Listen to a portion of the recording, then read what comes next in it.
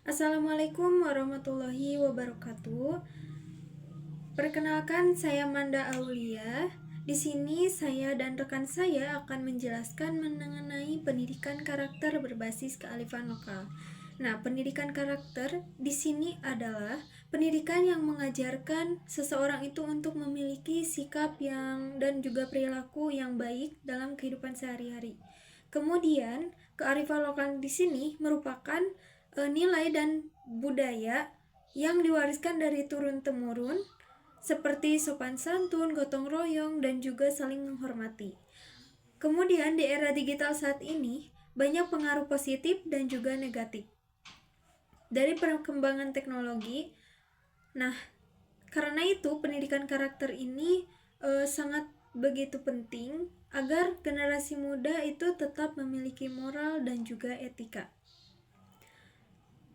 Apa sih pendidikan karakter itu sangat penting? Karena pendidikan karakter berbasis kearifan lokal sangat penting untuk menjaga nilai-nilai dan juga moral di era digital saat ini.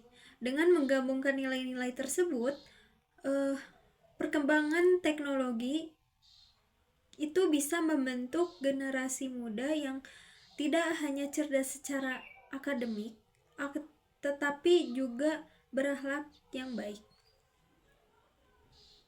Nah, di sini juga kearifan lokal itu memiliki peran yang cukup besar karena di dalamnya itu memiliki nilai-nilai budaya yang sudah diwariskan turun-temurun dari dulu untuk menciptakan suatu sikap sopan santun, gotong royong, dan juga rasa hormat. Nah, di era digital juga banyak perubahan sosial yang terjadi. Maka dari itu pendidikan karakter ini menjadi solusi supaya kita itu tetap mempunyai pegangan nilai di tengah kemajuan teknologi. Oke, lanjut saja ke materi yang berikutnya, yaitu komponen karakter menurut Thomas Leukona. Nah, di sini ada 3 karakter, yaitu moral knowing, moral feeling, dan moral action. Oke, mari kita bahas satu-satu dari materi tersebut. Nah, moral knowing di sini kita itu tahu mana yang baik dan juga mana yang buruk. Contohnya seperti kita tahu mencuri itu tidak baik, maka dari itu kita itu tidak melakukannya. Nah, itu salah satu contoh dari moral knowing. Kemudian ada moral feeling. Moral feeling ini kita itu punya perasaan untuk melakukan suatu kebaikan. Nah, contohnya itu kita itu merasa bersalah saat kita itu melakukan sikap bohong gitu. Nah, itu salah satu contohnya. Kemudian yang terakhir ada moral action. Nah, moral action di sini itu kita itu benar-benar melakukan kebaikan tanpa adanya suruhan dari orang lain. Contohnya seperti menolong teman tanpa ada suruhan orang lain. Jadi itu pure dari diri sendiri gitu. Jadi kemauan diri sendiri untuk membantu teman tersebut.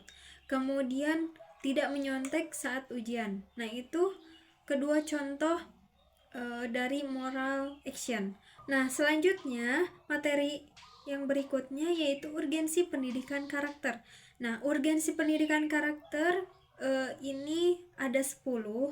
Nah, namun kami itu akan menjelaskan 5 saja. Di antaranya seperti meningkatnya kekerasan pada remaja. Nah, itu contohnya seperti tawuran antar pelajar. Nah, kemudian membuli di sekolah maupun di media sosial. Nah, itu contoh dari meningkatnya kekerasan remaja. Kemudian ada ketidakjujuran yang membudaya. Contohnya seperti terbiasa berbohong pada orang tua gitu. Jadi berbohong pada orang tua itu sudah biasa gitu. Nah, itu contoh ketidakjujuran yang membudaya. Kemudian ada rendahnya rasa hormat. Nah, itu seperti melawan ke guru, terus tidak sopan ke orang yang lebih tua gitu. jadi tidak punya sopan santun. Kemudian ada bahasa buruk dan juga pengaruh teman. Nah, di sini tuh remaja itu berkata kasar di media sosial, kemudian ikut-ikutan teman ke hal-hal yang negatif. Nah, itu contohnya. Kemudian ada kaburnya nilai moral. Nah, kaburnya nilai moral ini contohnya seperti menganggap hal yang salah itu sudah biasa. Kemudian terpengaruh konten negatif di internet gitu. Nah, itu salah satu contoh dari kaburnya nilai moral. Baik, di sini saya akan menjelaskan tentang peran terpusat pendidikan. Yang dimana ada 3 lingkungan utama. Yang pertama ada keluarga, yang dimana keluarga ini dari pendidikan dapat dikatakan peran orang tua merupakan pendidik pertama dalam proses pembentukan kepribadian dalam diri individu seorang anak. Kemudian yang kedua ada sekolah, yang dimana guru tidak hanya menyampaikan pengetahuan akademis, tapi juga untuk membentuk karakter dan kepribadian siswa.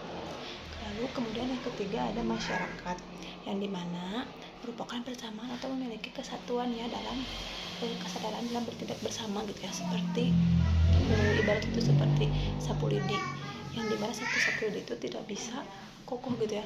Jadi kalau banyakkan karakter masyarakat itu menjadi semakin kokoh gitu. Baik, kemudian di slide selanjutnya akan saya jelaskan tentang yang berjudul landasan konstitusional di Indonesia, dan dimana ada pembangunan karakter merupakan amanat Undang-Undang Sularno 2023, yang dimana ada 2 undang-undang.